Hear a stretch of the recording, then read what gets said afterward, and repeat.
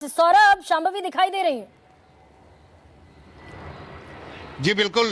शांभवी चौधरी इस वक्त हमारे साथ है। निश्चित तौर पर जो नतीजे आ रहे हैं शांभवी, वो संदेश क्या है, वो कहना क्या चाह रहा है? संदेश बस यही है कि झूठी और जो नकारात्मक राजनीति है उस पर विकास की राजनीति भारी पड़ी है। जहाँ पे एनडीए के शीर्ष नेतृत्व है वहाँ पे बिहार ने सशक्त सरकार को चुना है, एक ऐसे सरकार को चुना है जिसने बिहार के लिए सही मायनों में काम किया है। और बिहार की जनता ने एनडीए पे भरोसा जता के हमारे यशस्वी प्रधानमंत्री श्री नरेंद्र मोदी जी हों, माननीय मुख्यमंत्री श्री नीतीश कुमार जी हों, मेरे पार्टी के राष्ट्रीय अध्यक्ष चिराग पासवान जी हों, जीतन राम मांझी जी हों, उपेंद्र कुशवाहा जी हों, ये तमाम नेता पे भरोसा जताते हुए ये स्पष्ट कर दिया है कि बिहार का वर्तमान और भविष्य दोनों ही एनडीए के हाथ में सुरक्षित है।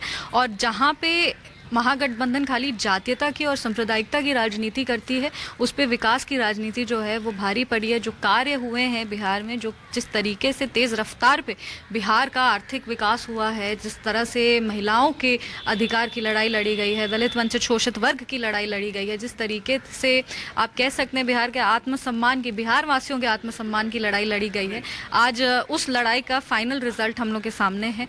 और अब हमको लगता है महागठबंधन को अपना हार एक्सेप्ट करना चाहिए और अपने ऊपर काम करके ये सोचना चाहिए कि वो जो फॉल्स नैरेटिव, वो फॉल्स एजेंडा हर समय आगे कर देते हैं, वो लोकसभा हो या वो विधानसभा हो, हर समय जनता को भ्रमित करना चाहते हैं, गुमराह करना चाहते हैं। उनके नेता जो हैं वो तमाम कैमरा पे आके बिहार वासियों को, अधिकारियों को धमकाते हैं।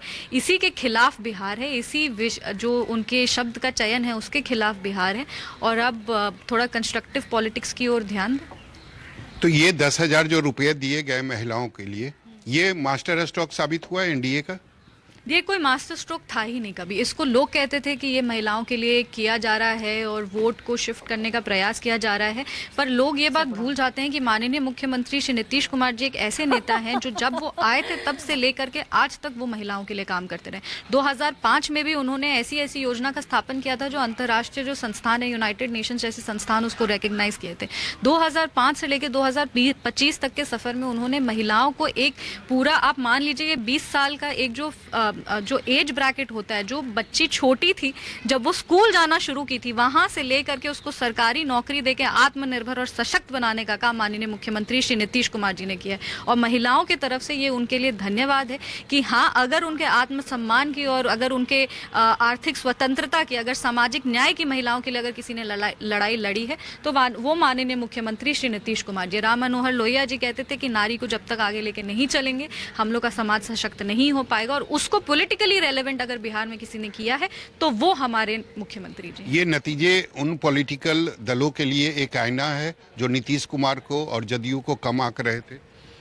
नहीं, ये देखिए, ये एक टीम एफर्ट है। ये गठबंधन जो है बहुत समय से ये एक रूमर टाइप का कह सकते हैं आप, या जनता को भ्रमित करने का प्रयास किया जा रहा था कि तो कुल मिलाकर शांभवी ये कह रही है सौरभ कि महिलाएं बड़ा फैक्टर बनकर सामने आई हैं इस पूरे चुनाव में।